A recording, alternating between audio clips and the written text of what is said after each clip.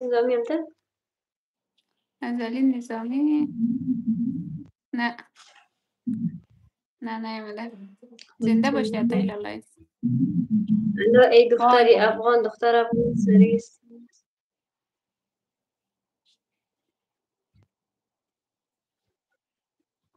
فیض علیکم سلام، محمد خوش بودم آمدید دوستان. جدید میدونم بزنید همه لایو بکنیم شد بله 50 برسونید تا و کشما.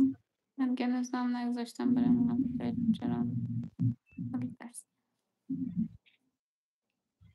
پاریس لالا غزلت برای من نیامده. مینا دایره یکیتان به مولانا چار بدین شاید کامنت هم پخش مولانا کنید. قیبت داده توی گفتم مینا اتفاقی بلده احتیاط برو در لایف کی هم تو شد در لایف فاطمه رو داشت باز ما تو اونو کمنتاش تیر نشد بچه رو میدیم. نه اینجاست آمده گفته هستم.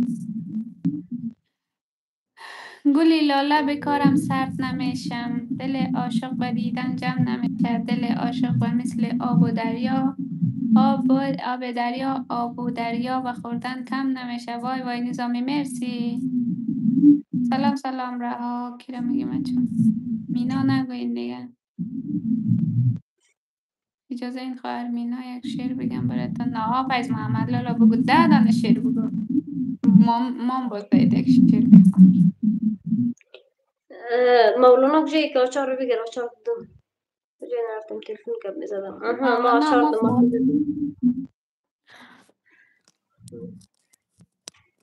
تلفنی پدر نالد من با چرس خلاص. سوای صبح فردای ما قشنگه، در پهلوی تو قدر جای ما قشنگه، ایسو سل کو که دنیای ما قشنگه. واو مرسی پاریس خیلی عالی بود. خیلی رها سلام علی نظامی سمنک کنم ته دل خود سوال میرم، پیشی آیگل خود سوال میرم، زانو به زانو اختلاط میکنه اعضای دل خود. تانکیو. قد از تو عاشقی عین ثوابه، دو چین تو بهترین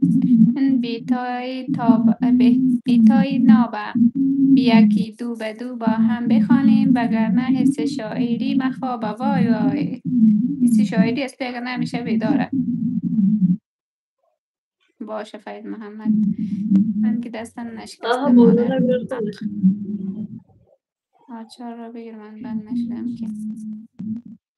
گلستان خوش آمدی شب خوش آمدی سر کارو که پاریس شبت خوش بخیر بریم. ها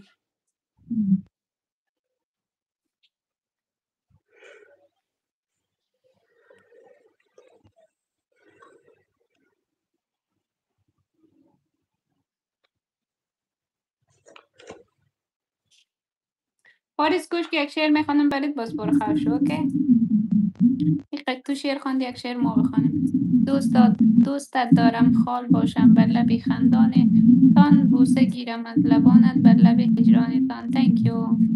کابل رفتنت گفته بمانم، شمال کاکلت میزد به جانم، شمال کاکل از رنجور کرده مگر درمان شود با درد جانم. بشاد سفید بودم چادر سفید تو، دلم را میبری به هر کجا میروی ما را نمیبری. وای وای علی نظامی چی شعر قشنگی خوانده.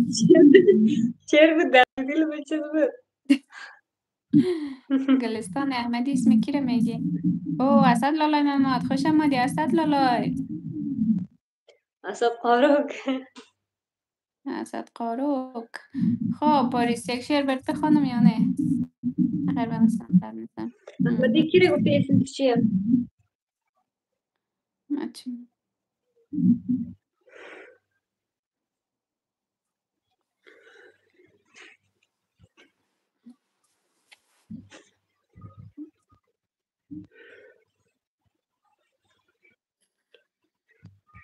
خب پاریس قبول نکرده شعر بخونه. خب گوش میکنی؟ زنده باش اسد لالای. خب پاریس گوش کن.